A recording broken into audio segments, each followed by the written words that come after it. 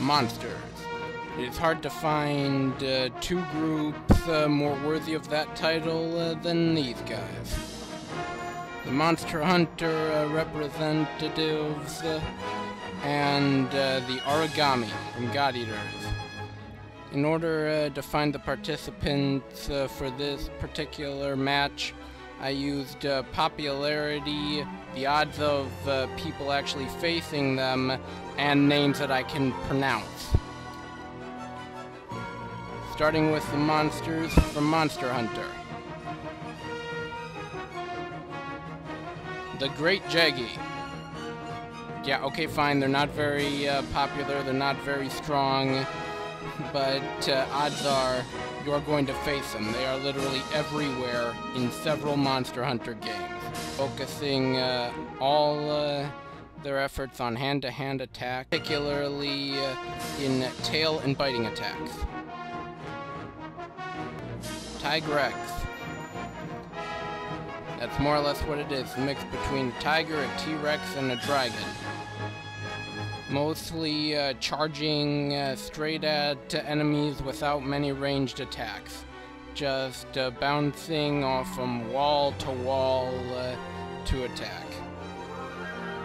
It also has wings, making it capable of flight. The Ostra.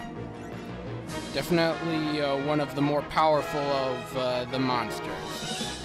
Using charge attacks, particularly with his fangs, and bombards its opponents with fiery attacks. Monster goes by many names, but the one that I am partial to, and the only one I can pronounce, is Leviathan. A electric lizard that spends most of its time in the water, capable of making electric barriers around itself, blasting the waves, and taking down large stone pillars.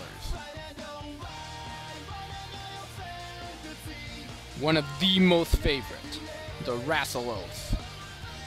It looks like your common dragon, but it's a little more than that. With its strong fiery attacks, powerful jaw, and poisonous tail, he's seen as a force to be reckoned with, and one of the cooler looking monsters.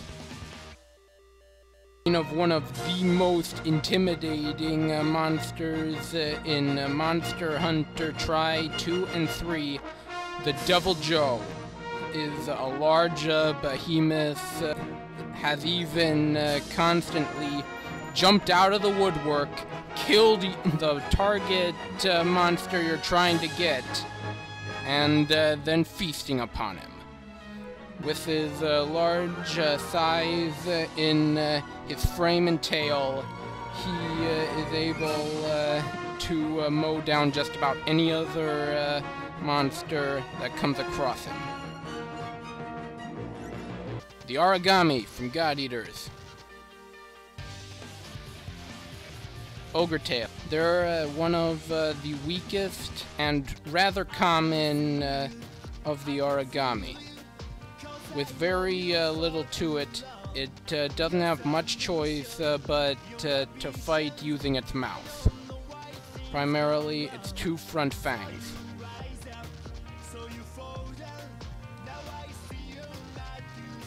Goboro.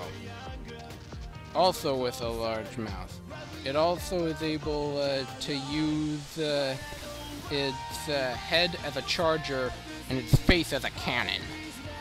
Seen as some of the weaker of the stronger mid-Aragami. There are many subtypes to him, but the normal ones use ice.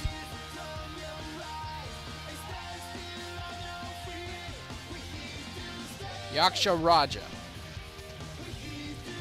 Well, I could have used the normal Yaksha, but the Yaksha Raja was a little easier to find a Pokemon for. They use a mix of ranged and hand-to-hand combat techniques. Primarily their claws and cannon blasts. Garm. Resembling wolves, they fight a little like them as well, sometimes traveling in packs, mostly using fire-based attacks even in their hand-to-hand attacks. Kyubi. This one has been a nuisance to the God Eaters ever since it was first discovered. It can fire multiple blasts from its tail, capable of taking out many other Aragami. With other form of blasts, and not being a pushover in hand-to-hand combat.